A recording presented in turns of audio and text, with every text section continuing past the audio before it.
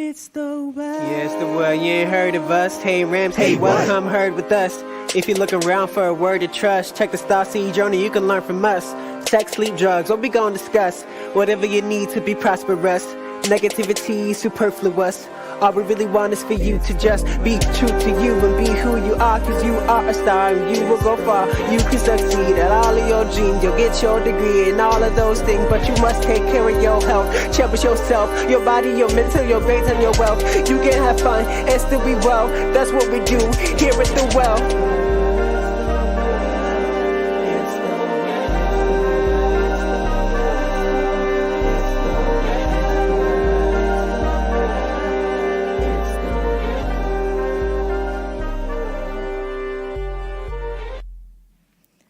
Hello, and welcome to an all-new episode of What the Well. If you're a dedicated listener, welcome back. And if you're a new listener, welcome to our podcast. I'm your co-host for this week, Mia Laitis. My pronouns are she or they, and I'm the Wellness Health Educator at the Wellness Resource Center.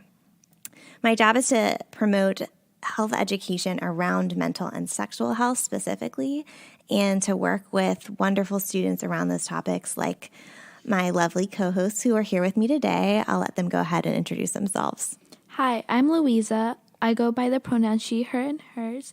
I'm part of the Mindfulness and Stress group in the Peer Health Education program at the Well. I'm excited to be on this podcast because before becoming a PhD, I wasn't really aware of what mindfulness really was, and my idea was based on the stereotypical things such as yoga and meditation and stuff like that.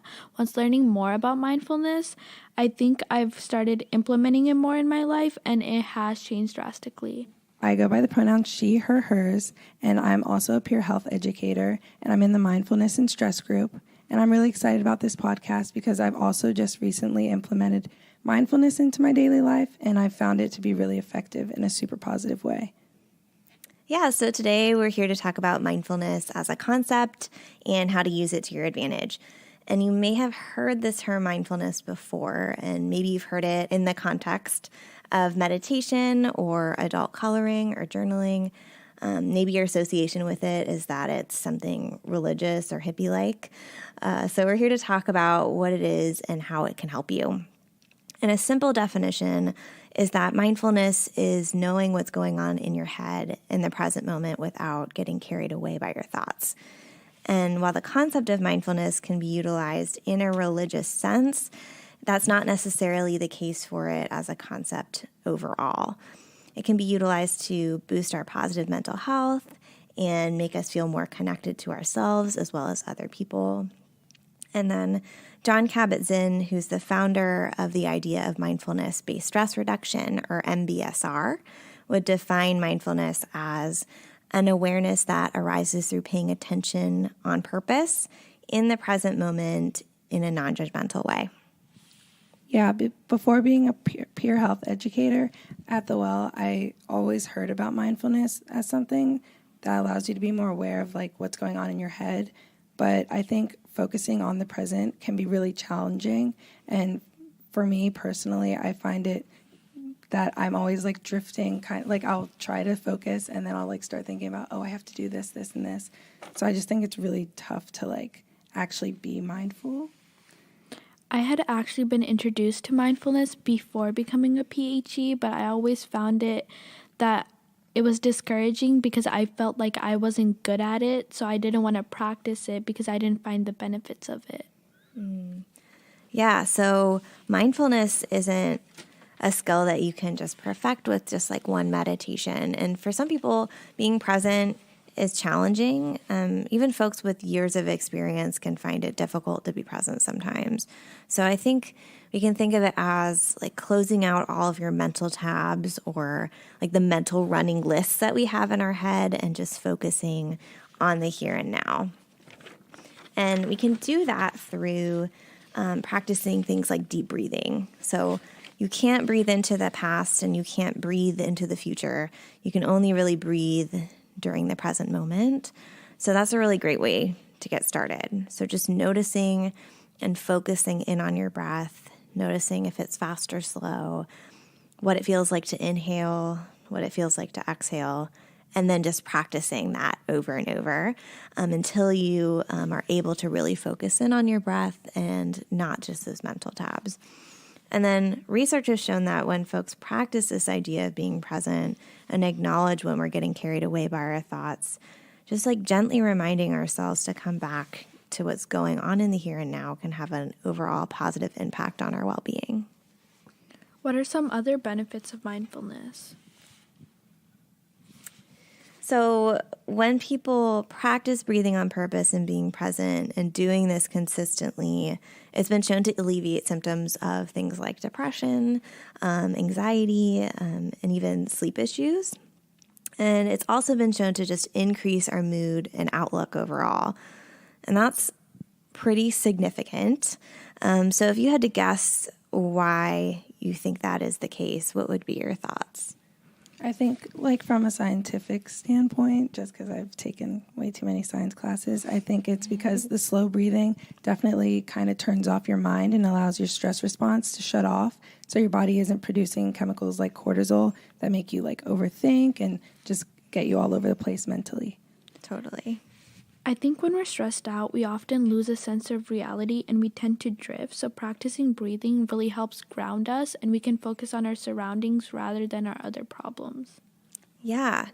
And so it's kind of like retraining our brain. So it's not that mindfulness is pushing down our feelings or reactions or our emotions. It's that it gives us the space and the power to choose our responses to stimuli in a wise way. And in that, we can show growth. So we've talked a little bit about what mindfulness is. And since you two talk about stress and mindfulness a good bit in your work as peer health educators, what are some ways that people can practice mindfulness, especially around finals time? It's important not to pull all-nighters, and I know that if you're going to stay up late, it's important to cut out time so that you are being mindful, whether it's just going to the bathroom every 2 hours and just like sitting in the stall and listening to some classical music and just really taking your deep breathing to the next level. I think those are really important to just add if you're studying during finals. I totally agree with Elizabeth. I find myself feeling so guilty if I'm not completely cramming for finals.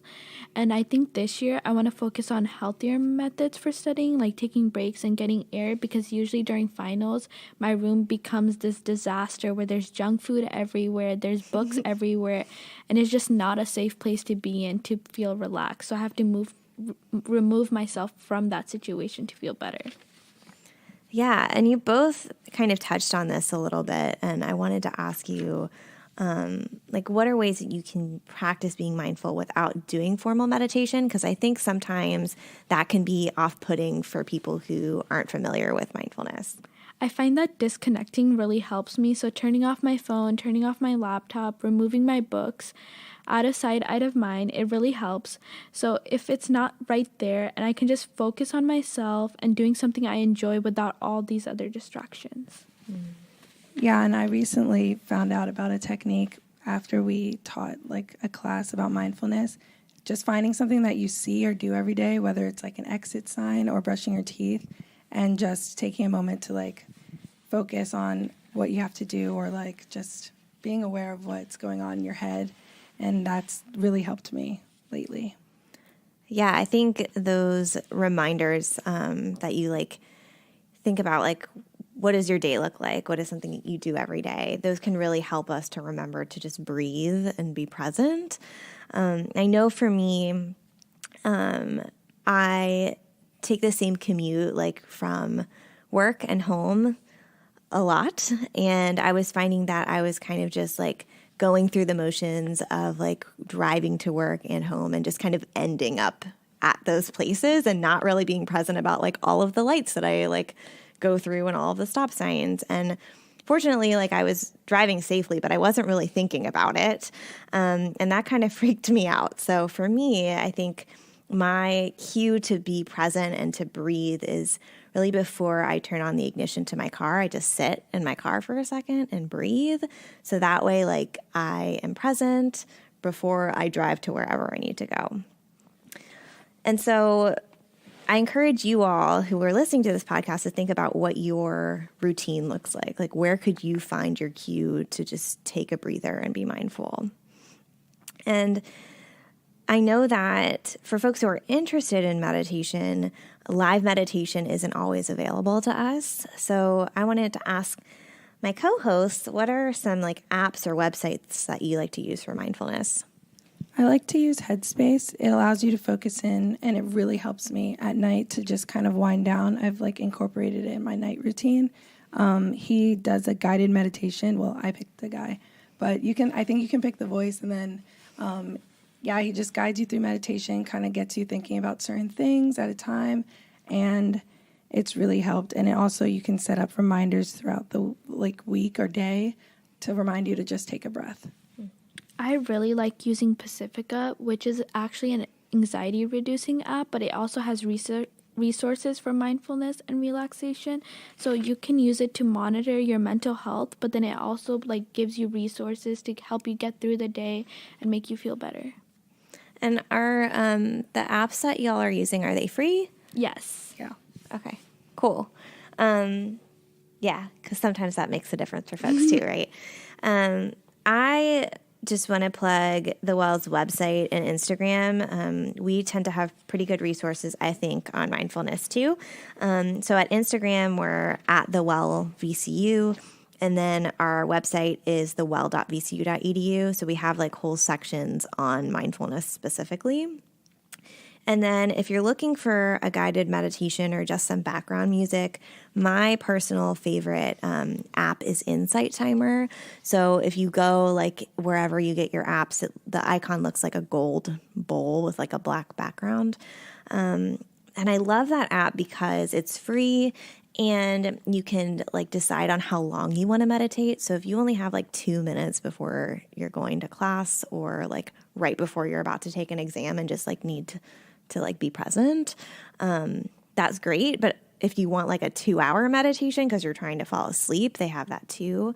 And then they just have some nice background music. So if you like that kind of tranquil music while you're studying, and maybe words kind of trip you up while you're studying and you don't like that, then this is a really good app to use. So that's Insight Timer.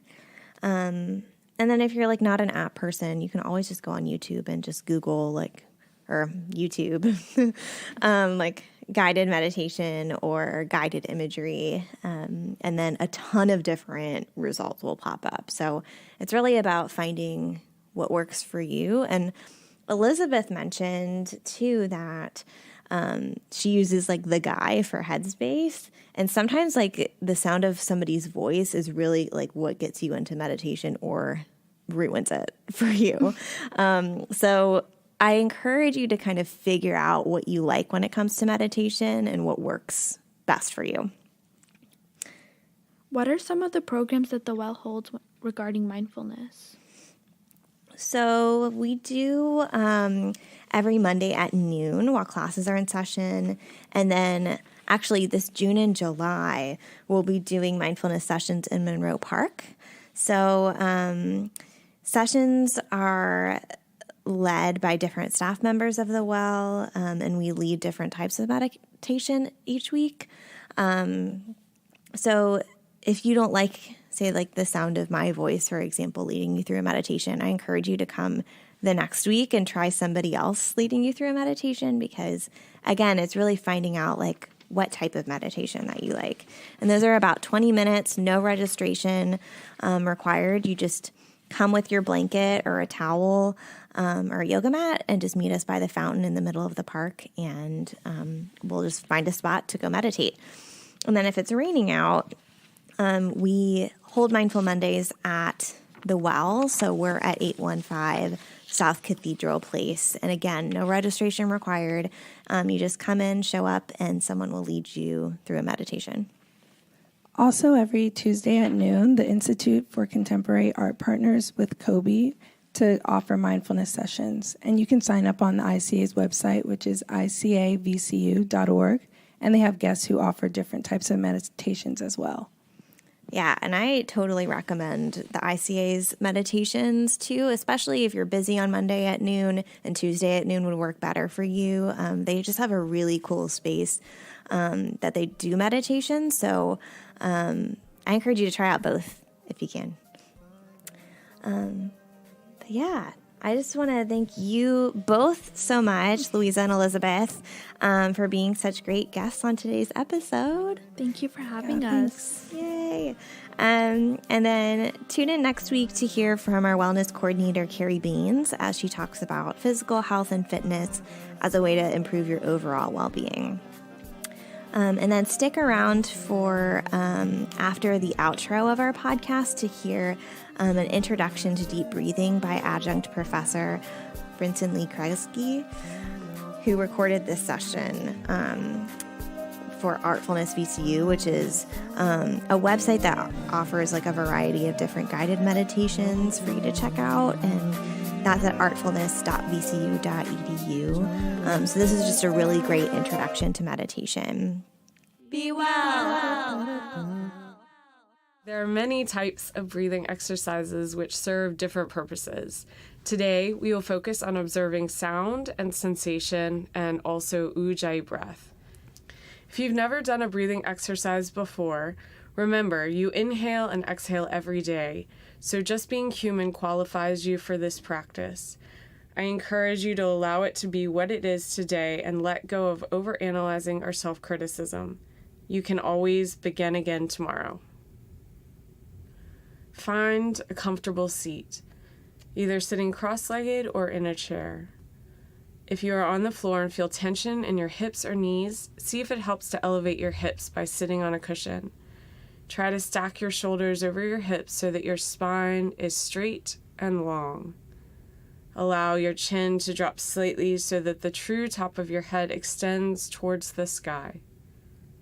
Let go of any tension that isn't necessary to achieve the seated position. Try to find ease in this posture. Close your eyes and draw your attention to your internal world. Become aware of the natural flow of your inhales and exhales.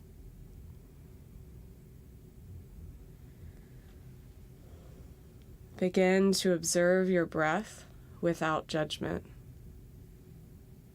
Observe whether your inhales are longer than your exhales, or if your exhales are longer than your inhales.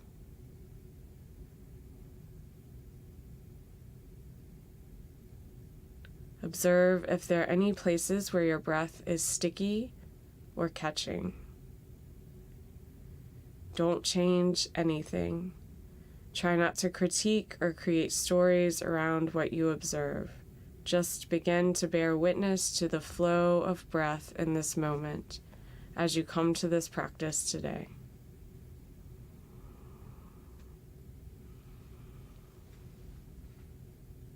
Now, observe where you feel the sensation of breath.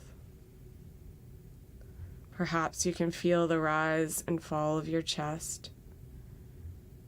You may feel a slight movement in your shoulders and arms.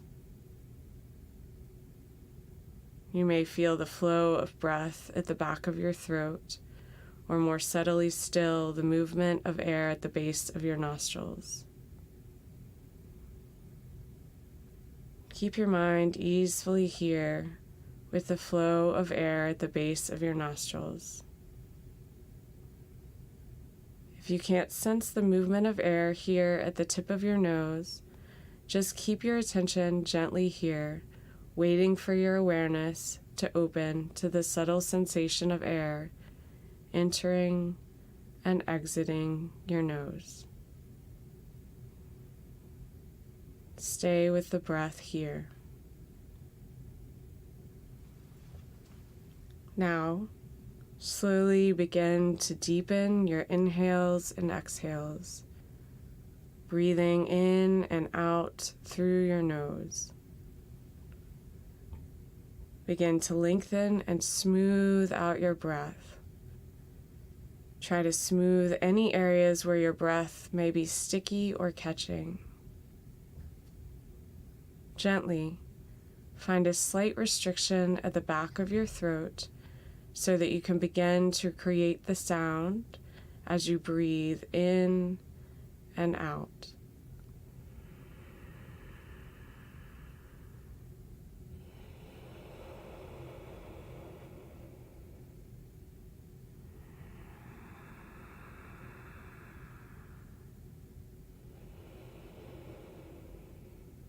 As you lengthen and smooth out your breath, explore creating sound similar to the sound of ocean waves crashing.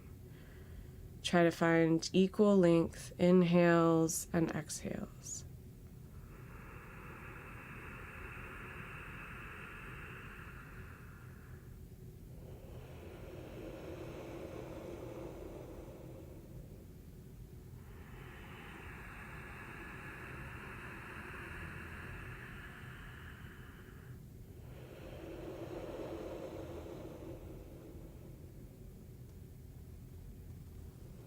Don't worry if your breath is clumsy, if the sound is strange.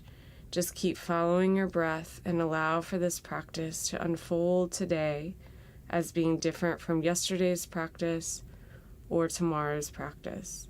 Keep putting right effort into breathing with gentle sound, smoothing and lengthening your inhales and exhales.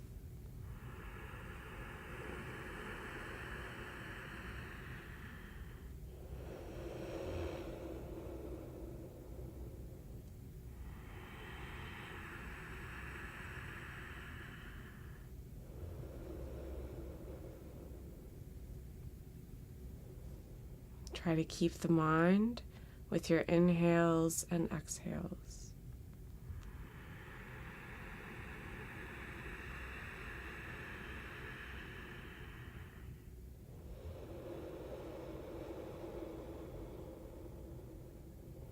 Draw your mind back to the sound and sensation of your breath.